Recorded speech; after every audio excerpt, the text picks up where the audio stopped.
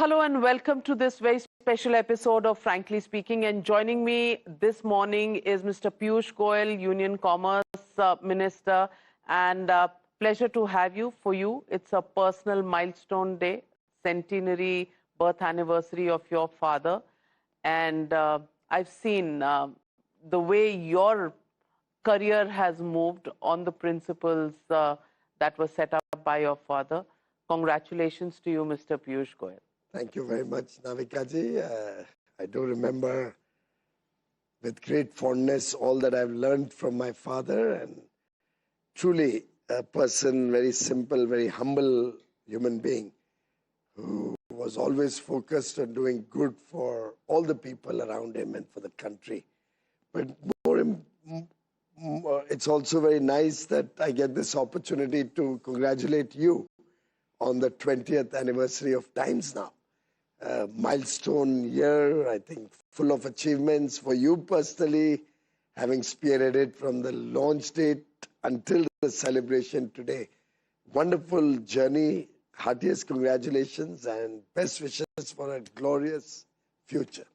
Thank you very much for those very warm sentiments expressed. But Mr. Piyush Goyal, coming back to the business of politics, the mother of all deals has been signed by you. A deal that was in the negotiations for 20 long years. I mean, since we are talking about 20 years, 20 long years is how long the EU-India trade deal was being negotiated. Why did it not conclude before this? And have we really given in a lot of concessions, as the opposition says, just to make it happen? First of all, one must look at the history of this deal. 2006, it was decided that we should engage with EU. 7, it was launched. And in 2013, they aborted this. And instead of pursuing and closing a deal with a developed economy like the European Union, the UPA, Congress-led UPA, for reasons really a mystery to the world, decided that India should enter into a free trade agreement with China. They aborted the EU deal, which would have been great for India, which would have given our labor-intensive sectors a huge boost, created lakhs of jobs, earned us billions of dollars of export revenue and foreign exchange every year, given our youth a bright and prosperous future. Instead of this, the Congress decided to join the Regional Comprehensive Economic Partnership negotiations, where effectively we were doing an FTA with China. The RCEP, which we were not even a part of originally. It was amongst different countries. We decided to throw ourselves under the bus. We already had an FTA with ASEAN countries. We already had an FTA with Japan and Korea. Australia, we were negotiating, we could have closed in 2013. New Zealand, the total trade was only $300 million bilateral. So effectively, RCEP was an FTA between China and India, which they were pursuing desperately to do. And when Prime Minister Narendra Modi talked to stakeholders, talked to business persons, understood the intricacies of that, he took the bold decision on 4th of November 2019 to walk out of RCEP. He said, we cannot join such a irrational, imbalanced deal. This is the difference between the Congress and Prime Minister Narendra Modi. The Congress throws us to deal with a country which doesn't believe in fair play, which is dumping its overcapacity production into other countries. It's now a well-known fact all over the world. And instead of doing a deal with the EU, which was good for India, good for Indian business, good for Indian youth, we were doing a deal with China. In fact, I think the opposition really needs to apologize. The Congress, the DMK, the UPA partners, they need to apologize to the nation for the lost opportunity, the lost dreams of millions of Indians and Indian families. And I personally believe the vested interests and the inability of Congress to take decisions. What were the vested interests? You talk about vested interests. Well, Please you have elaborate reported it. the biggest vested interest. We still don't know what was that MOU that was done between the Congress You've Party been and in the government for Communist 12 Party. years almost now. You don't know? It was between the Congress Party and the Communist Party. It was not a government MOU. It was a private transaction. And your intelligence services cannot give you the information? We don't go and pry into other parties' affairs. Okay. And Congress ka haath China ke saath was a political statement that you've made. Well, we didn't make any political statement. We picked it up from the media, which reported in great measure how they were cozying up to the Communist Party. And soon after that, we saw trade with China grow dramatically. But the trade is growing even today, Mr. Piyush Goyal. Navika ji, between 2004 and 14, the 10 years of the UPA government, India's trade deficit with China grew by 28 times. 2,800% growth in trade deficit in 10 years. It's unheard of in the globe. We've not heard this kind of things. Under us, we inherited a system where Indian manufacturing was totally broken. The Chinese goods had such a big presence in the Indian market. It takes time to revive and get Indian industry back on track. And with the growing prosperity and the growth of the Indian economy, it does take time. Despite all of that, the trade deficit between China and India under us has only doubled. Whereas under them, it increased 2,800%. But it has doubled. It's bound to happen till you are able to make alternate supplies and till you are able to wean out the people from the low-cost substandard goods, which we are trying to do with quality control orders. We are trying to do with encouraging consumers to reflect on high quality as a priority.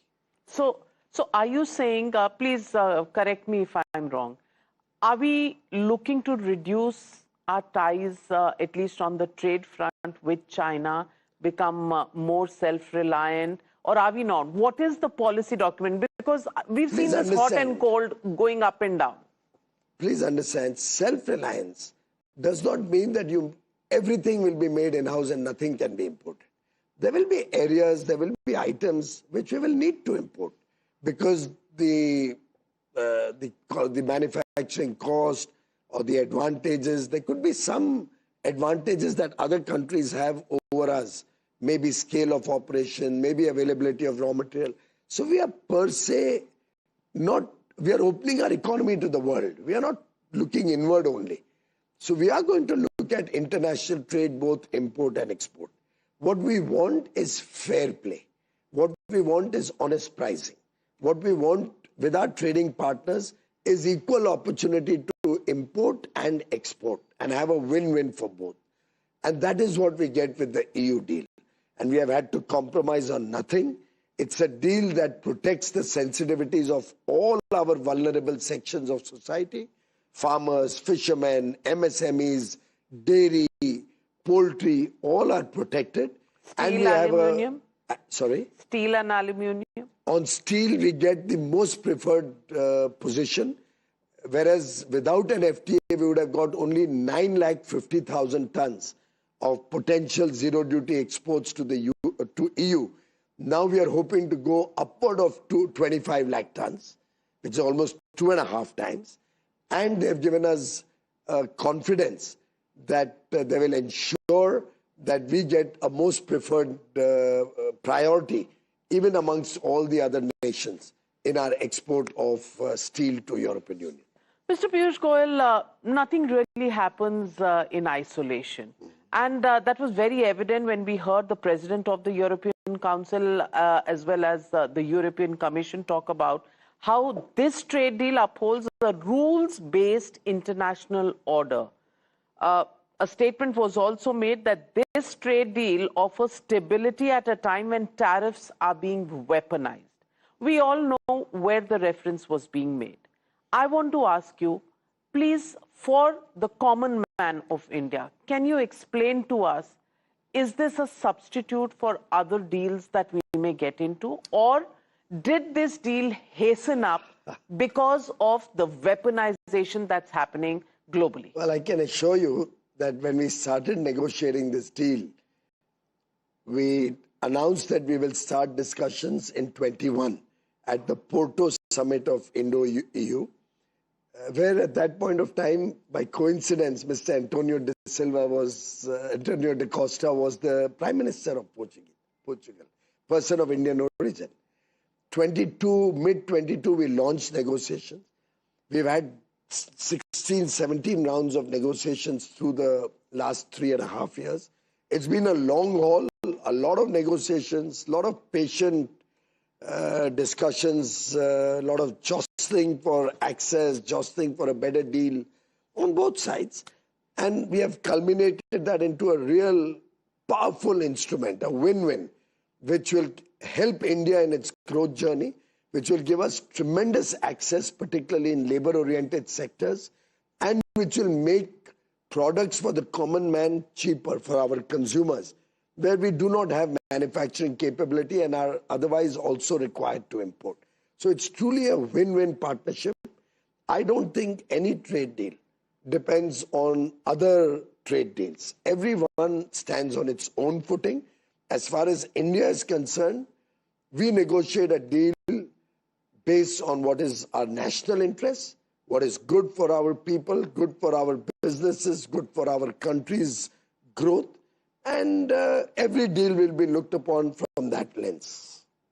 Well, what you don't say is what is more important than what you are saying, because there is international messaging that is evident to everybody, and there are reactions. And That we is can't... presumptuous. Not presumptuous. I'll read out the American Treasury Secretary, Scott Bessent, has lambasted this deal and said that EU has prioritized its trade deal with India more than the war in Ukraine.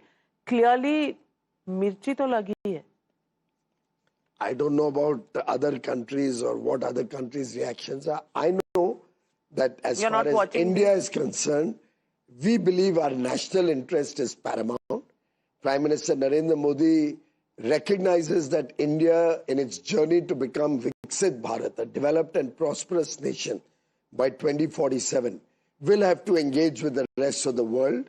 We will necessarily have to look at bigger markets, markets in the developed world where our goods and services can play an increasing role. When you look at the context, European Union imports nearly $7 trillion worth of goods. We export 75 billion. So look at the potential that we have. Textiles alone, they import $253 billion worth of textiles. We export only 7 billion. For so many years, you all have asked us this question. Why Bangladesh does 30 billion? Why Vietnam does so much? And why India is only 7 billion to European Union? That's because Bangladesh had zero duty, being a LDC. Vietnam had zero duty, having had an FTA with EU. We didn't have this FTA. If the Congress had done this FTA 20 years ago, our textiles today would have been exporting 50 billion more than Bangladesh to the European Union. And imagine the millions of jobs that would have been created. So I actually think they're squarely responsible. The Congress Party, the DMK, the Samajwadi Party, there's a whole bunch of UPA, now Indie Alliance or whatever, they keep changing their name. They are solely responsible for the problems that our textile industry is facing. But you don't seem to have impressed Mr. Jairam Ramesh at all. I've seen the Twitterverse, to and fro between both of you. If I were to impress Jairam Ramesh, then I would be worried about my own deal. The fact that he's criticizing it is solace to me, because the person who's responsible for killing development in India, the person under whose charge India's growth journey and story was totally ruined. Are you individually saying Jairam Ramesh, or are you saying the Congress Party? Well, it's the individuals make up the collective whole. They're collectively responsible, he's individually responsible. I mean, look at the way environment approvals are all stuck during his charge. Look at the messy way in which he's been he did the Andhra Pradesh bifurcation. Atalji also did bifurcation of 3 states. How smoothly, how well that ran. And I think, it's truly a case of sour grapes. Their inability to do anything and their ability to take the country from 8% growth to 4% growth, inflation from 4% to double digit, that was their ability. That was their USP. Our USP is taking the country back from the low pit that UP had left us to the world's fastest growing economy. And I'll just remind you, Mr. P. Chidambaram, in his 2014 interim budget, had made a loud proclamation. We were the 11th largest economy at that time. He said in 30 years, India will become the 3rd largest economy. That means 2044 was the UPA target. And here in next 2 years, we will be the world's 3rd largest economy under Prime Minister Modi.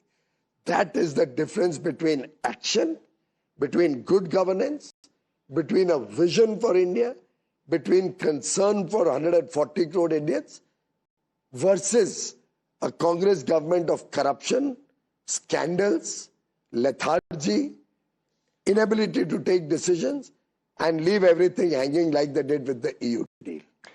Mr. Piyush Goyal, when the US Trade Representative Jamieson Greer also says that India is going to have a heyday with this deal and that the EU is doubling down on globalization at a time when the United States is trying to fix some problems associated with globalization in its own territory, clearly referring to immigration. Do you think that is a big issue that this EU-India FTA actually addresses? Immigration, export of our individuals.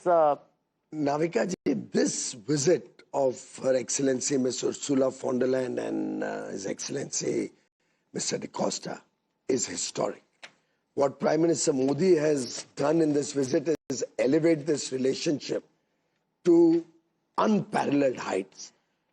It's had comprehensive elements, our strategic partnership in defense, the Reserve Bank of India tie-up with the Central Bank of European Union, the fact that the mobility partnership was agreed upon, opening up doors to legal immigration, which European Union desperately needs. And they said it in the press conference. True. Rather than the illegal immigration that has flooded Europe in the last decade or so. They need the talent, they need the skills which India has to offer. They need our young men and women of substance helping to revive the European economy growth story and journey. So effectively, this deal provides for both geographies, India and the 27-nation European Union, a fillip to their journey of growth, a fillip towards prosperity for their people, a fillip for the shared bright future for 1/3 of humanity. And I think it's a very balanced deal which gives positive vibes and positive energy to both economies, a deal which you will not find any fault with, very balanced, good for both, and equitable and fair in the interests of India, in the interests of the people of the European Union. So let me ask you, you've spoken about EU's carbon border adjustment mechanism. And many industrialists as well as many experts in India feel that we will be at a disadvantage as far as our steel and aluminium exports are concerned. How would you dispel their fears? Because is there a guarantee that India will be exempted from the CBAM despite the FTA being worked out? The carbon border adjustment mechanism is a tax that is equally put on their domestic production as well as their international procurement imports. So there's no discrimination, and therefore there's no question that one or the other can be exempted. What they do with CBAM will be equal. There'll be national treatment for their domestic manufacturers and their imports. But we have a forward most favored nation clause in the FTA that should they give exemption or any concessions to anybody whatsoever, India will be benefited by that automatically. We also have discussed and decided that whatever carbon taxes are paid in India can be verified by verifiers who will be appointed in India or certified by European Union in India, reducing the cost of compliance. And credit will be given for that carbon tax. Also, I must share with you that European Union was very appreciative of India's own efforts and action towards addressing this problem of climate change, towards decarbonization, towards mitigation. We are amongst the top countries in the world in meeting the Paris commitments, the COP21 commitments, intended nationally determined contribution, INDCs. We are amongst the top 2 or 3 G20 countries also, but much better than many European countries. They recognize that, and they've in fact agreed to support us in our decarbonization effort, to help our industry become green, to help our economy in its journey towards greater renewable energy. And they've also, I think, already in this trip committed 500 million euro to support us in our climate activities, and agreed to, in the long run, look at much larger financing to support India in its journey of addressing climate change. So I think this is a very balanced view in which they are helping us to achieve the decarbonization targets, which will ultimately help us also safeguard against all the regulations that they have brought in. But all regulations are the sovereign right of each nation. We have our own regulations in India. Every nation provides for it. We understand, but the worry that comes in is if our exports decrease, would we actually lose through the reduced exports of steel and aluminium and offset the gains made through this FTA? That's the worry. Well, frankly, the labor-intensive sectors are the ones which are the biggest gainer of this FTA. We calculated that amongst the labor-intensive sectors like textile, apparel, home decor, leather, sportswear, footwear, non-leather footwear, toys, marine, agricultural products, amongst all of these, our current exports to European Union is about $35 billion. Out of that $35 billion, $33.5 billion will become zero duty on day one. Zero duty. As soon as it comes into effect later this year. Now just look at the potential and the jobs that this can create. In terms of steel and aluminium, we won't lose out because what we will be required to pay would be what their domestic industry is required to pay, what anybody else who exports to European Union is required to pay. So we will not be discriminated negatively. We'll all be on equal footing.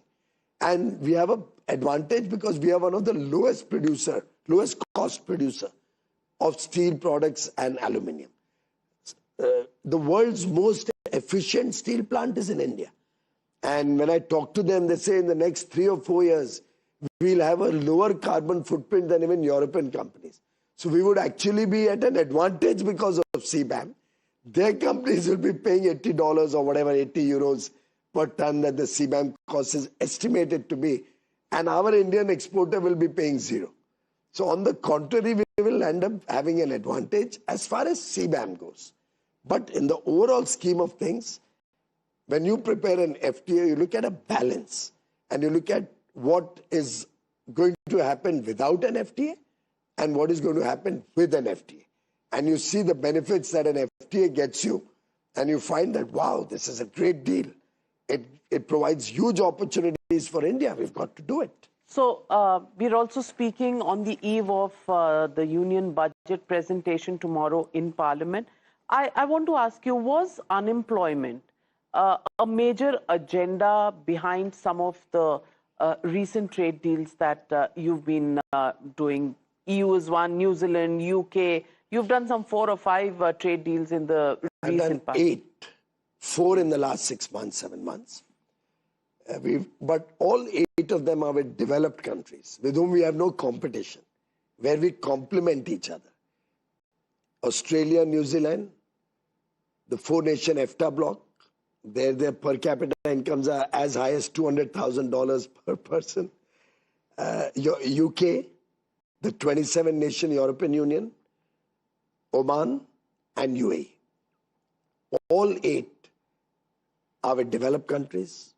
All 8, we get huge boost for our labor-intensive producers. In all 8, we have balanced the deals in such a manner that India gets huge benefit. UK, we got the double contribution convention, which means for 3 years, whoever goes on a small short-term work visa, what they were earlier losing, 25% of their salary was going to the exchequer, will now go to their provident fund account in India and be their savings. With Australia, we saved the double tax on our IT exports, which will ultimately save us $1 billion a year. With New Zealand, we got a $20 billion investment commitment in FDI. And if they don't invest, I can claw back the benefits I have given. With the 4-nation EFTA, we got $100 billion investment commitment in FDI, not to the stock market alone, but long-term sustainable money which helps manufacturing, innovation, research and development, tech companies, long-term funding. And by the way, this 100 billion, which means 9 lakh crores, will ultimately lead to an investment of nearly 50 lakh crores. 1 million jobs, 10 lakh direct jobs will mean 50 lakh jobs in the whole ecosystem. Hotels, dhabas, taxis, trucks, logistics, Indian investment, the whole ecosystem grows. Indian investors get an opportunity. Debt comes into play. So you have a huge potential to leverage the technological strength of Europe coming to India, manufacturing at scale both for the Indian market and for global markets, helping us reduce our dependence on foreign countries, reducing our foreign exchange outgo, earning us income here. It's a holistic vision with which we enter into each of these FTAs. These FTAs will help create large number of jobs, undoubtedly. But it's not that we are tackling an unemployment problem. What we are trying to do is upgrade the incomes and upgrade the kind of job that our people are doing.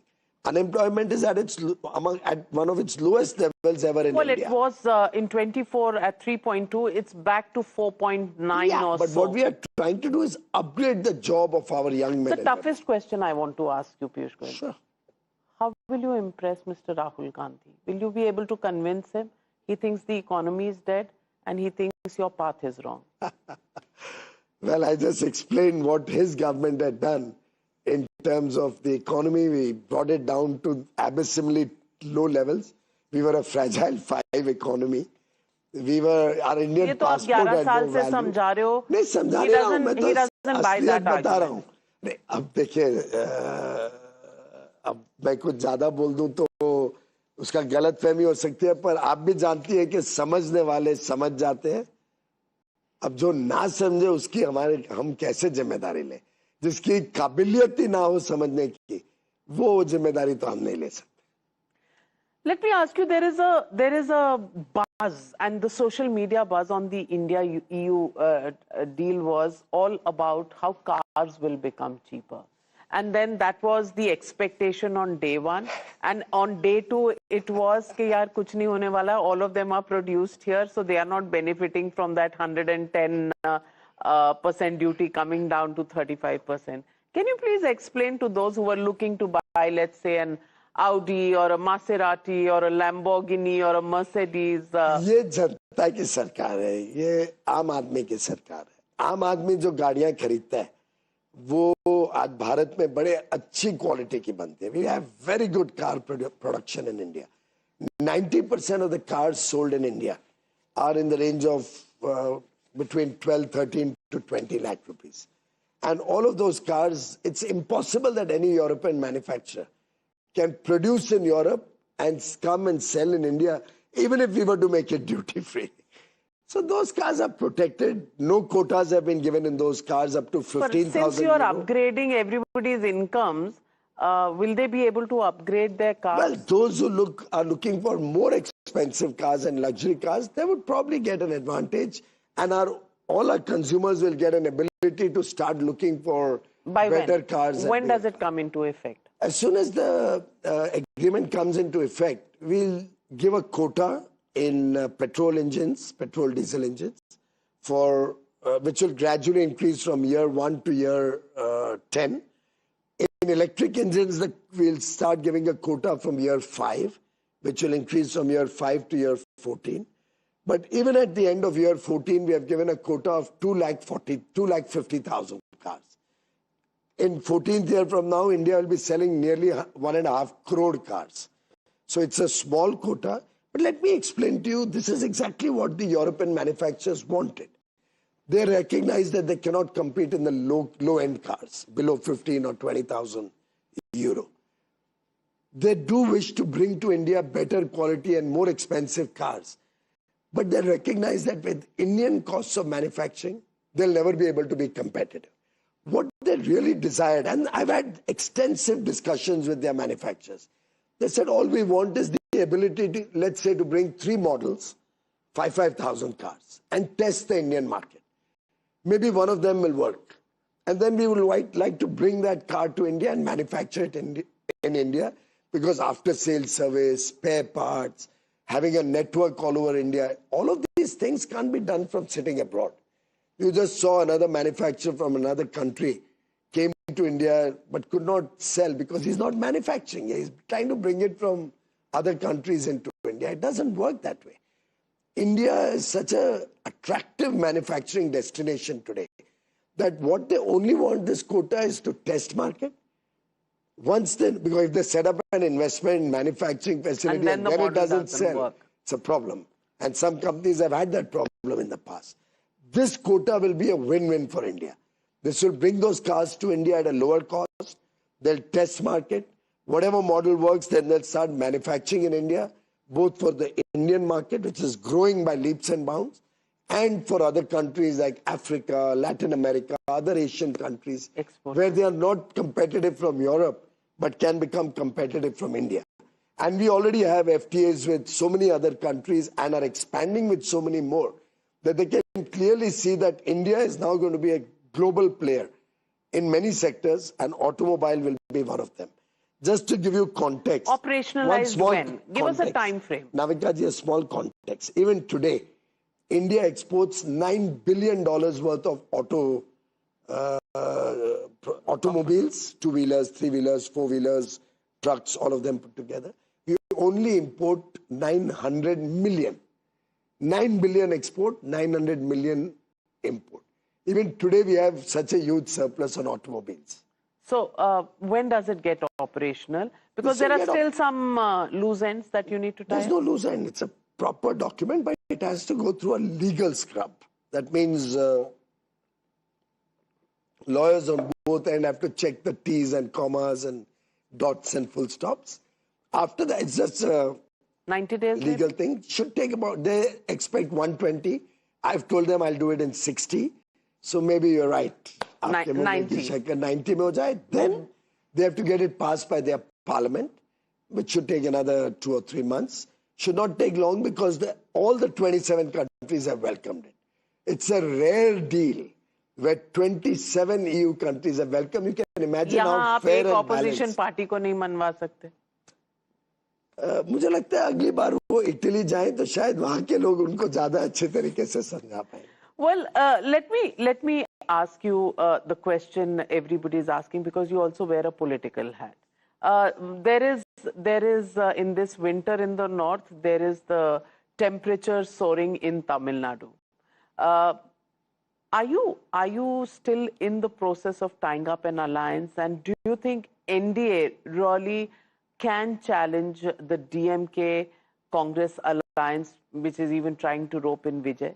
DMK government has earned so much ill will amongst the people of Tamil Nadu. It's a most incompetent and corrupt government. Mr. Udayanidhi Stalin, who's naturally going to become the chief minister, is completely anti-national. His comments are against the very fabric of Tamil culture. He represents an ethos which is totally alien to Tamil heritage traditions. And therefore, this government is on its way out. Even the Congress is having second thoughts whether to be with them or to go with Mr. Vijay. That is the level of anti-incumbency against the DMK. The AIA-DMK-led alliance in Tamil Nadu, of which the BJP is a part, is emerging very strong.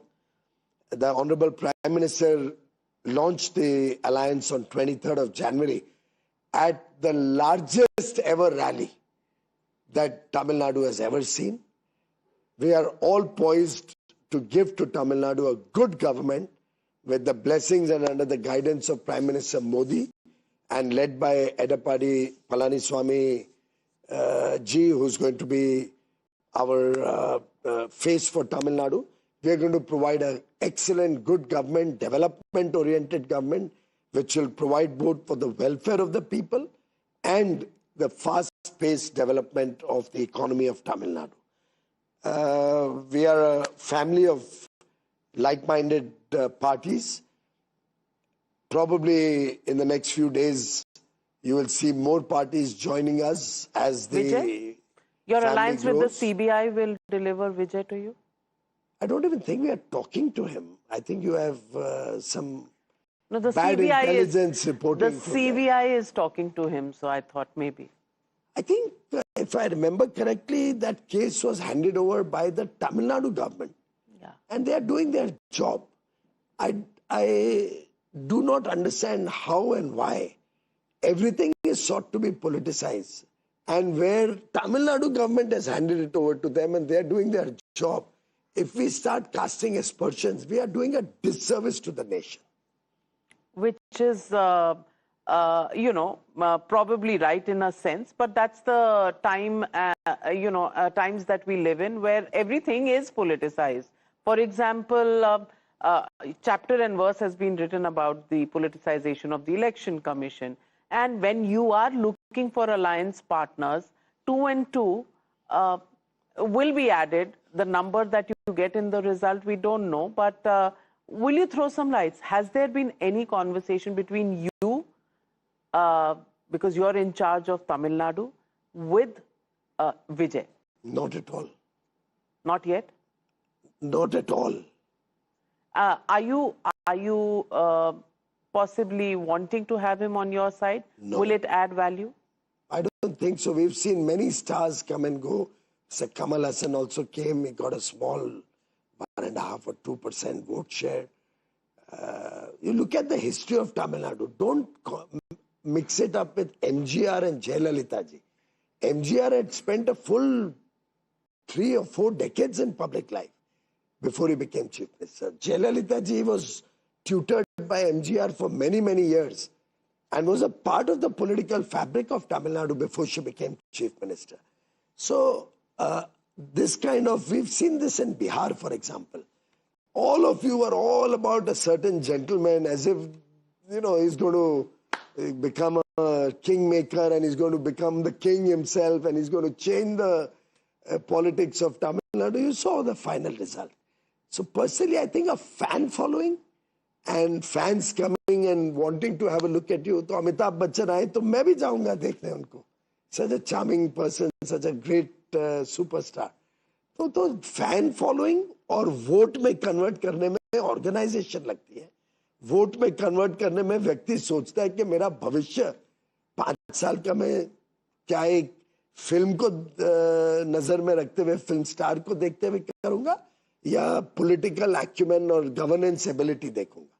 So when Mr. M.K. Stalin, and you've already declared Udaynidhi Stalin will be the Chief Minister. I have not declared. He has declared. I think he's been made Deputy Chief Minister, if I'm not mistaken.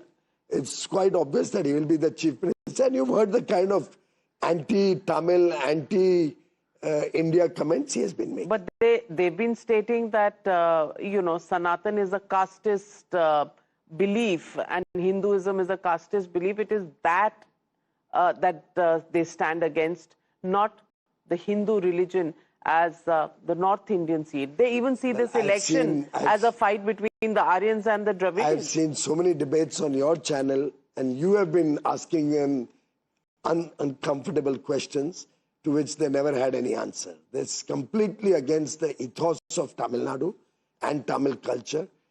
the way Mr. Udayanidhi Stalin works, behaves, talks, the people of Tamil Nadu are pretty disgusted with that.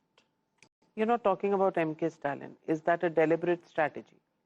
Not at all. I mean, we are talking about what we can see before our eyes, that the people of Tamil Nadu have to decide whether they want to vote for Mr. Udayanidhi Stalin or not. So the casteist charge that is put on your government, on your party, do you think the UGC regulations somehow displayed that? Because it was putting one section of the society against the other? Well, I think the Supreme Court has passed orders and we respect that. But the BJP hasn't commented on why those regulations came in the first place. It's not ours to comment on judgments that the Supreme Court has given. What are your expectations from the budget, Mr. Piyush Goyal? A great budget as always. As always. Yeah, I think we have Prime Minister Modi and Madam Nirmala Sitharamanji have given excellent budgets over the last many years now, 9th budget. Yes. And before that, Arun Jaitley ji gave excellent budget. So I think what Prime Minister Modi has done is systematically over 12 years taken the country to much greater heights, and really proud of the great work that the government has done under his leadership. If I were to ask you one unfinished agenda that your government still needs to complete, what would that be? I think every agenda that requires to be addressed has been taken up by this government from time to time. A lot of them are work in progress. Obviously, you can't overnight achieve entire results.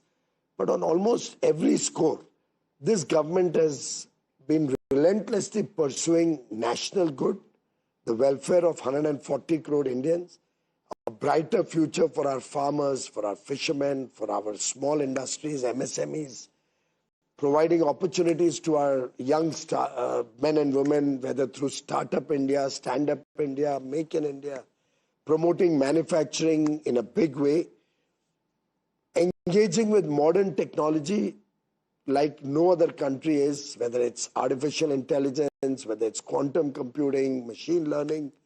More data centers will come up in India than any other emerging economy or developing economy. I think it's been a very, very comprehensive, focused, and people-driven approach that Prime Minister Modi has followed for 12 years. And the work will continue. We will continue to be the world's fastest growing large economy right until 2047 when we become a developed nation. Well, in the end, I just have one question. Something that you used to worry about when you were in the opposition was the value of the rupee. Does that worry you anymore? I think several factors and the global uncertainties that we are currently experiencing have certainly played a role in the value of the rupee. We have seen a lot of money flowing out towards gold as we see the global uncertainties and volatility. My sense is that going forward, we'll see some more stability coming into the system. We've already seen gold and silver prices come down significantly. As more and more rational sense prevails and the world comes to terms with this uncertainty, I believe the rupee will also strengthen. In the end, since you're a Lok Sabha member of Parliament from Maharashtra, what do you see NCP doing from here after the demise of, untimely demise of Mr. Ajit Pawar? Well, it's very sad. We have lost a very esteemed colleague. He was doing a good job as Deputy Chief Minister of Maharashtra, a very seasoned politician, a people's leader in the state of Maharashtra. I pay my condolences to the family. Bhabhi, Mrs. Sunetra Pawar will be taking over later today as Deputy Chief Minister. I have known her to be a very sensitive person, a very people-oriented person. She's been in the Rajya Sabha as a member of Parliament. I'm quite confident that she will spearhead the NCP over the next few years, supported by all her other colleagues like Mr. Praful Patel and others in their party, and will continue to grow the NDA alliance and the Mahayuti in Maharashtra further in A the years merger to between Sharad Pawar faction and this faction? Personally, I don't think that will happen. My own gut feeling, my sense is that it's irrational to expect that. Mamta Banerjee says that that could have been the reason the merger was happening, which is why the Mr. air accident happened. Sharad Pawar himself gave the answer to that. It was very insensitive of Mamta Didi. And that is that insensitivity, that new persona that we often see in her, the cruelty that we can witness in West Bengal with the common man, the arrogance of the government, the approach towards public welfare, public good, the antagonism created between center and state by the misguided policies of the state is actually the reason why I think Ms. Mamta Banerjee is also going to get defeated. And so you'll have BJP government. You'll have two governments now in West Bengal and in Tamil Nadu. And we'll continue to govern Assam and Puducherry. Well, on that note, it is the 31st of January and it is a landmark day for you. Well, let's hope for the best and see what the predictions really turn out to in reality in the months to come. Thank you very much, Mr. Piyush Goyal, for joining me on Frankly Speaking. Nice talking to you.